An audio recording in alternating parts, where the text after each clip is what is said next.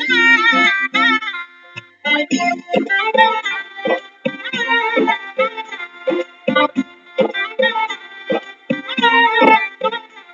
गली गली अवध सजाएंगे, आज पग पग पलक बिछाएंगे। ओ आज गली गली अवध सजाएंगे, आज पग पग पलक बिछाएंगे। आज सूखे हुए पेड़ फल जाएंगे, नैना भीगे भीगे जाए कैसे खुशी ये छुपाए राम आएंगे। कुछ समझ न पाए कहाँ फूल बिछाए राम आएंगे। नैना भीगे भीगे जाए कैसे खुशी ये छुपाए राम आएंगे। कुछ समझ न पाए कहाँ फूल बिछाए राम आएंगे।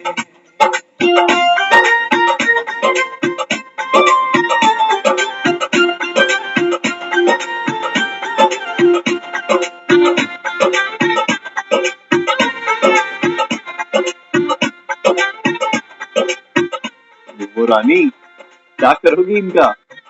तेरे बेटे को पहनाऊंगी। सर जो जल थल रोई, जिस दिन राघव हुए पराए। ओ बिरहा के सौ पर्वत पिघले, हे रघुराई तब तुम आए। ये वही क्षण है निरंजन, जिसको दशरथ देख न पाए। रानी मैं जल्दी वापस आऊंगा। 7 जन्मों के दुख कट जाएंगे, आज सरजू के तट मुस्काएंगे। मोर नाचेंगे पपी है आज गाएंगे। आज दसों ये दिशाएं जैसे शगुन मनाए राम आएंगे। नैना भीगे भीगे जाए कैसे खुशी ये छुपाए राम आएंगे। कभी ढोल बजाए कभी द्वार सजाए राम आएंगे। कुछ समझ न पाए कहाँ दीप जलाए राम आएंगे। चौथे आसमानों से तारे मांग लाएंगे, कौशल्या के लल्ला जी तुम्हीं पे सब लुटाएंगे। 14 साल जो रोते वो आंसू बहाएंगे, अवध में राम आएंगे, हमारे राम आएंगे। नील गगन से सांवले कोटि सूर्य साथे, नारायण कल्याण शेषनाग की से। राघव राघव करते थे युग से दिन रात, आज प्रभु ने दर्श दिया धन्य हुए हैं। नतमस्तक है 3 लोक और सुर नर करे प्रणाम। एक चंद्रमा एक सूर्य एक जगत मेरा, एक जगत मेरा, एक जगत मेरा। आज दसों ये दिशाएं जैसे शगुन मनाए राम आएंगे। नैना भीगे भीगे जाए कैसे खुशी ये छुपाए राम आएंगे। कभी ढोल बजाए कभी द्वार सजाए राम आएंगे। कुछ समझ न पाए कहाँ दीप जलाए राम आएंगे।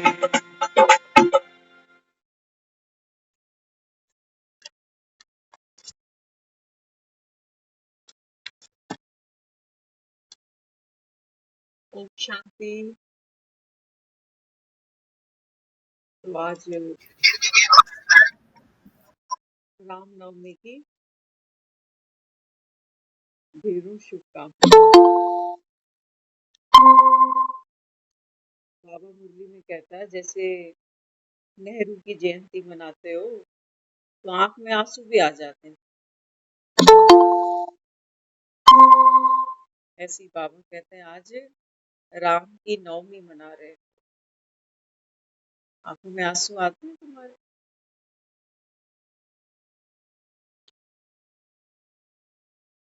बाबा कहते हैं बच्चे, राम जिसके लिए अवध को तुम सजाते हो। बाबा कहते हैं बच्चे, ये राम कौन है? तुम आत्माओं का पिता। 22 जनवरी 2024। अभी 4 महीने हुए हैं राम प्रतिष्ठा हुई थी।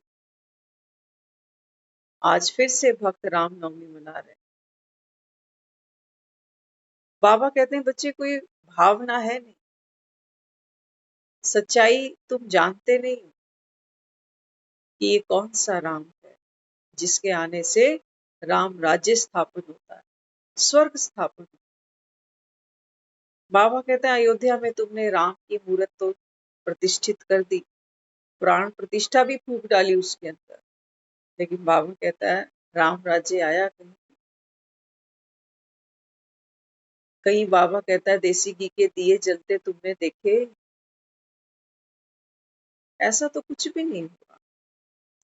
क्यों नहीं हुआ? आज हम उसका कारण जाने। कौन सुनाएगा? स्वयं भगवान सुनाएगा। बाबा कहते हैं मैं आऊं तो कैसे आऊं? कलयुग बैठा मार कुंडली। कहां पर? घर घर के अंदर। कौन बैठे हैं? रावण। ये राम आए तो कहां से?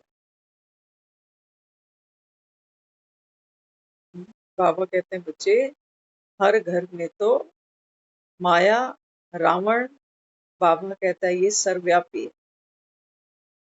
और राम, राम तो पावन है, पतित पावन। बाबा कहता है बच्चे, जहां कलयुग कुंडली मारकर बैठा हो वहां राम नहीं बैठ सकता। तो क्या करना पड़ता है उसको? कलयुग मना अज्ञानता। किसी से पूछो, कईयों को तो ये भी नहीं पता कि कलयुग चल रहा है। कई कहते हैं अभी तो कलयुग आएगा, कोई कहते हैं जाने वाला है। बाबा कहते हैं जितने मनुष्य हैं उतनी इनकी मतें। इसलिए बाबा कहते हैं संसार में सबकी दुर्गति हुई है। दुखी सभी है,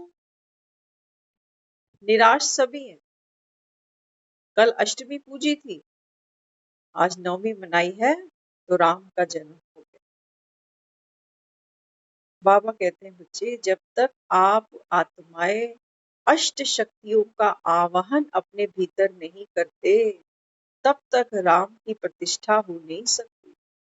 अष्ट शक्तियां तुम्हें आते ही, इमर्ज होते ही बाबा कहता है राम बैठ जाता है।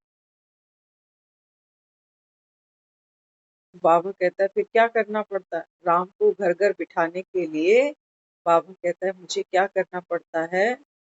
ज्ञान का दिया जलाना पड़ता है। ऐसे राम नहीं आ जाते। ऐसे रामनवमियां देखते हो, आज भी हमने देखा, कल भी देखा, सभी देखते हैं। घर घर में माँ का पूजन होता है, कंजके बिठाते हैं, देवियों की पूजा होती है।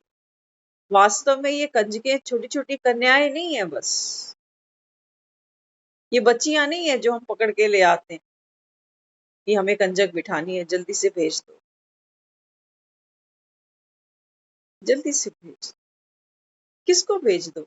ये छोटी छोटी बच्चियां, ये महान शक्तियों की निशानी है।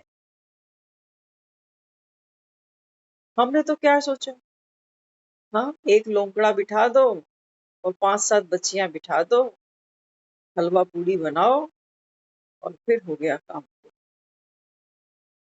हमारे अंदर तो कोई शक्ति आई भी नहीं, जोत तो अपने मंदिर में जगाई। तो बाबा कहते हैं बच्चे, राम को अगर घर तक बुलाना है तो अष्ट शक्तियां आपके अंदर होनी चाहिए। राम कौन है? सर्वशक्तिमान है। बाबा कहता है तुम मुझे बुला रहे हो, तुम में कोई शक्ति ही नहीं। किसी मेहमान को बुलाते हैं तो पहले तैयारी करते हैं, कहाँ बिठाएंगे, क्या खिलाएंगे पिलाएंगे। और राम राम को कहाँ बिठाओगे? सोफों पे तो नहीं बैठेगा तुम्हारे, बैठ ही नहीं सकता। वो कहता है मैं तो शुद्ध बुद्ध चित्त में जाकर बैठ जाता हूँ। इसलिए उसको क्या कहा है? सत चित्त आनंद स्वरूप। बाबा कहता है ये सत्य चित्त बनाने के लिए देखो मुझे कितना पुरुषार्थ तुम बच्चों से कराना पड़ता है। जबरदस्त पुरुषार्थ है और तो कोई करा नहीं सकता। हमारी सोच, हमारी दृष्टि, हमारी वृत्ति कोई बदल ही नहीं सकता। सगे माँ बाप भी, वो भी कह कह के दुखी हो जाते हैं, कहते हैं हमारा बच्चा हमारी नहीं सुनता, कहते थे ना। तो बाबा यहाँ कहते हैं, बाबा कहते हैं बच्चे मैं इतने राम कहाँ से ले आऊं?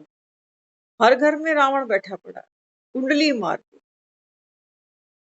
तो बाबा कहते हैं देखो आज के समय में ना दशरथ और कौशल्या जैसे माता पिता शायद मिल जाएं, क्योंकि माँ बाप बच्चों की पालना, उनकी सेवा, उनकी परवरिश तन मन से करते हैं, पूरा धन लगा देते हैं जीवन का। तो बाबा कहते हैं सर्वस्व लुटाने वाले तो तुम सब बैठे ही हो अपने अपने बच्चों के लिए दशरथ और कौशल्या बनकर। लेकिन वो कहता है मैं ऐसा राम कहाँ से ले आऊं जो माता पिता से आज्ञा लेकर वन को चला जाता है। ऐसा बेटा नहीं मिलने वाला। इन्हें कितने भी तुम आलू के पराठे खिलाते रहना, करके देखना कभी जीवन में समय आता है ना, तो किसी और का तो हम क्या मुआयना करेंगे, लेकिन अपने मन को तो हम अच्छे से समझ सकते हैं, पढ़ सकते हैं। किसी को 1 यूनिट ब्लड देना पड़ जाता है ना कभी, हमारा हाथ ऊंचा नहीं उठता जल्दी। पैसे वाला तो कहता है बाजार से खरीद लो ना, ब्लड बैंक तो नहीं, हम पैसा दे देंगे। किसी के साथ अस्पतालों में रुकना पड़ जाए ना, ऊपर से जरूर कहते रहेंगे देखो हमारा जो मन है ना ये बड़ी शातिर चीज है, अंदर की चेकिंग बहुत जरूरी है। बाहर से हम बहुत कुछ कहते हैं, तो करते भी है, क्या करें, लेकिन मन अंदर अंदर कुछ और चाहता है। अस्पताल में रुकना पड़ जाए तो रुक जाते हैं, मजबूरी है, अब क्या करें। लेकिन क्या चाहता है मन, क्या चाहता है? भूखा है जी, ये प्यासा है, इसको क्या चाहिए, इसको रिगार्ड चाहिए कि 4 लोग पूछे आप तो बहुत सेवा कर रहे हो। ये सेवा बीमार की नहीं हो रही है, ये सेवा हमारे मुंह की हो रही है, मुंह की सेवा हो रही है। तो बीमार तो और भी होते हैं, अस्पतालों में देखे होंगे कभी आप, आईसीयू में भी खड़े होते हैं जाके, तो कभी कभी जनरल वार्ड में भी जाकर बैठते हैं। सच सच बताना, आईसीयू में जाते हैं, अपने पेशेंट की जितनी हमको चिंता होती है, फिक्र होती है, कभी मन में दूसरों के लिए विचार आया?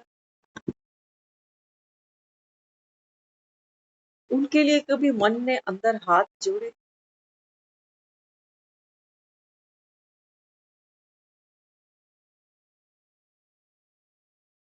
नहीं, नहीं।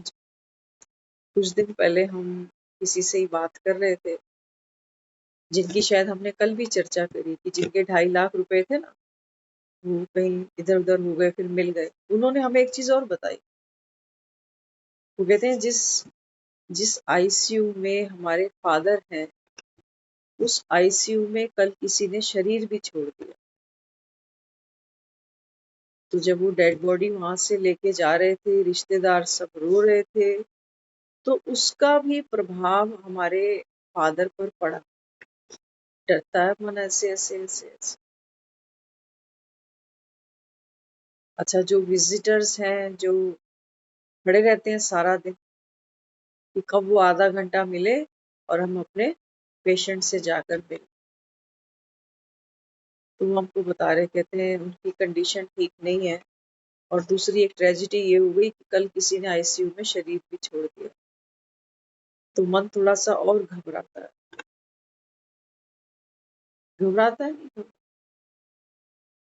संसार है देखो, आना और जाना, है ना।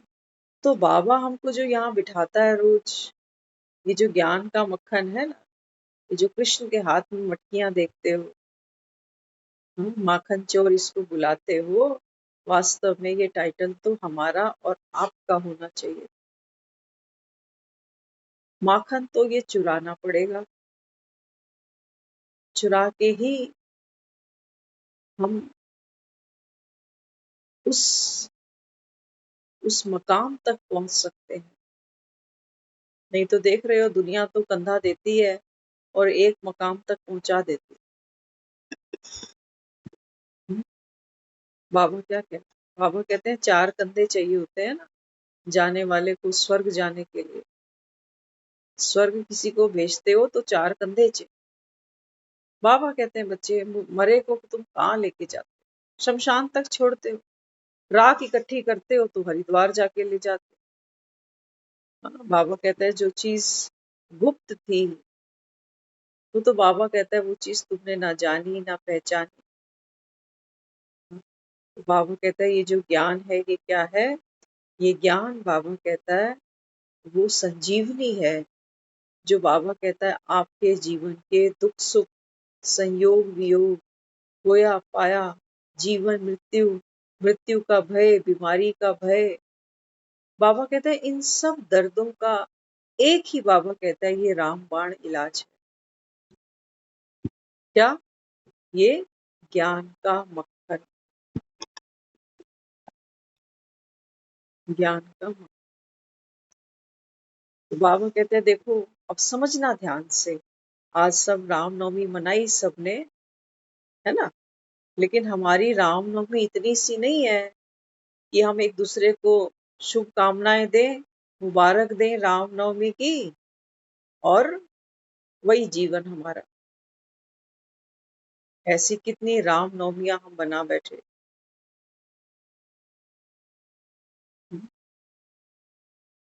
देखते हो, हम हिंदू धर्म की अगर चर्चा करें ना, बाबा तो कहता है हिंदू कोई धर्म ही नहीं है। हाँ, लेकिन बाबा कहता है चलो समझाने की रीति तुमको समझा देता हूँ। दसवें के दिन क्या होता है? जब कोई शरीर छूट जाता है तो 10वें पर हम क्या करते हैं? अस्थियां जाकर प्रवाह करते हैं। 10वें पर। गणपति विसर्जन कब करते हैं? 10वें पर। खेतरी प्रवाह कब करते हैं? 10वें पर। कोई कड़ी जुड़ती हुई समझ में आ रही है कोई? हम्म? बाबा कहते हैं बच्चे, जीवन के दिन कितने हैं?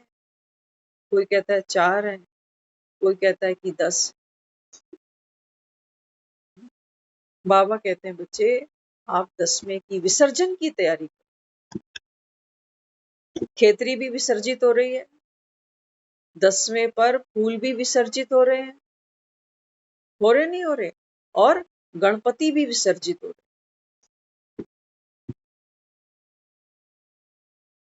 अब बाबा कहता है बच्चे पहचान, गणपति की तो मूर्त है। मूर्त माना ये शरीर, मिट्टी की मूर्त है। विसर्जित करते हो तो हंसते हो, ढोल बजाते हो। गणपति है, 9 दिन हमने गणपति की खूब सेवा की, खिलाया पिलाया, भोग लगाया, और 10वें दिन हम ही गणपति को ले चले कि गणपति अपने गांव चले। तो जाकर समंदर में उनको विसर्जित कर दिया। तो भगवान हमको कहता है जब तुम गणपति विसर्जन के लिए ले जाते हो तो ढोल बजाते हो, बैंड बुक कराते हो, नाचते हो, गाते हो। और संसार में जब किसी के फूल ले जाते हैं ना, है कोई मुस्कुराहट चेहरे पर?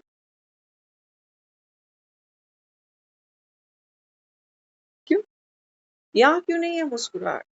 गणपति के लिए हम प्रिपेयर थे कि 10 दिन के लिए गणपति घर पे आया है, 10वें दिन इसको प्रवाह करेंगे, और हम परमानेंट है, हमें नहीं जाना। हमें नहीं जाना क्या? तो बाबा यहाँ क्या कहता, बाबा कहते हैं बच्चे भरत और लखन, रामनवमी मना रहे हो ना। हाँ, तो बाबा कहते हैं देखो राम के जीवन में भरत और लक्ष्मण जैसे भाई थे। आज वो राम कहता है मैं आऊं तो सही, आऊं इस दुनिया में, लेकिन ऐसे भाई कहाँ से लेके आऊं? है ऐसे भाई आज? बता देना। हम भी भाइयों वाले हैं, आज भाई भाई को देख के राजी नहीं है। दुपट्टी के पीछे ये कोर्ट कचहरी में आमने सामने बैठते हैं ये, वैसे कभी हाल चाल नहीं पूछते। तो राम कैसे आ सकता है? रामनवमियां तो मनाए जा रहे हो, राम अपनी तकलीफ बता रहा है कि भैया मैं आऊं कैसे, घर घर में तो कलयुग बैठा है कुंडली मार, और तुम रामनवमी मना रहे हो कि राम आ गया। हम कल हमने अष्टमी पूजी, अष्टमी पूजने का भी मतलब क्या?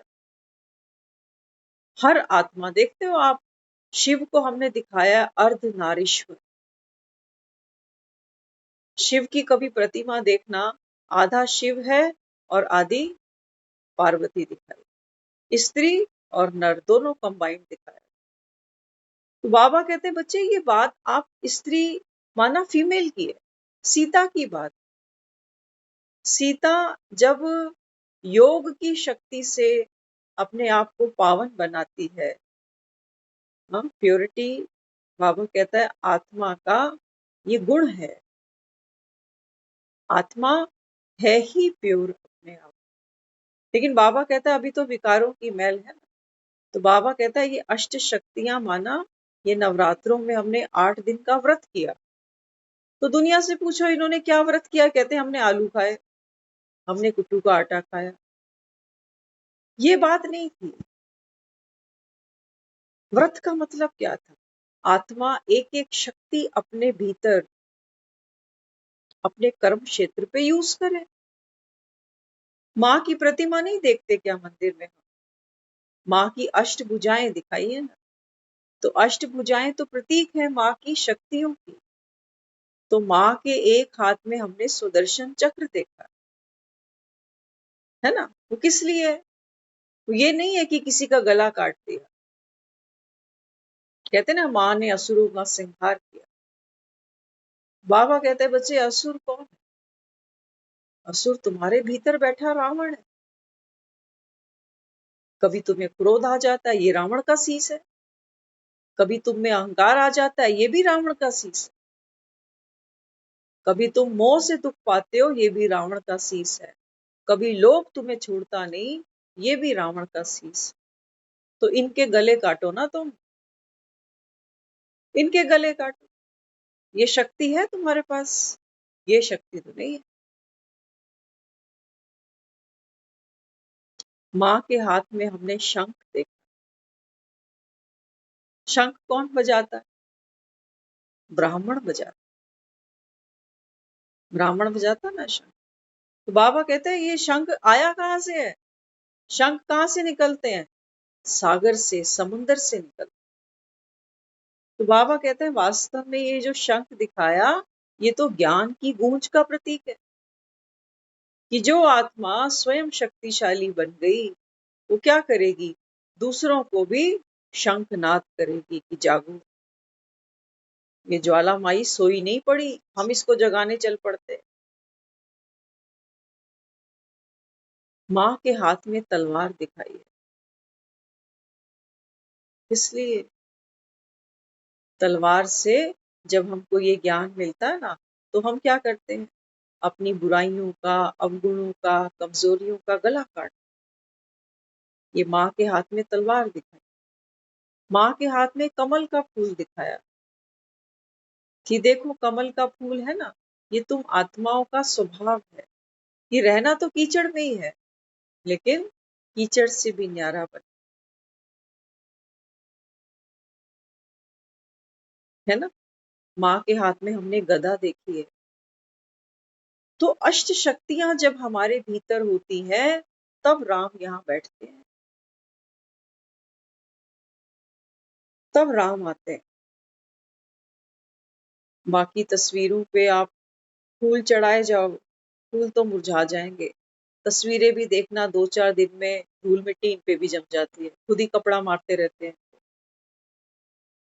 हाँ, तो राम अपनी तकलीफ समझाता है।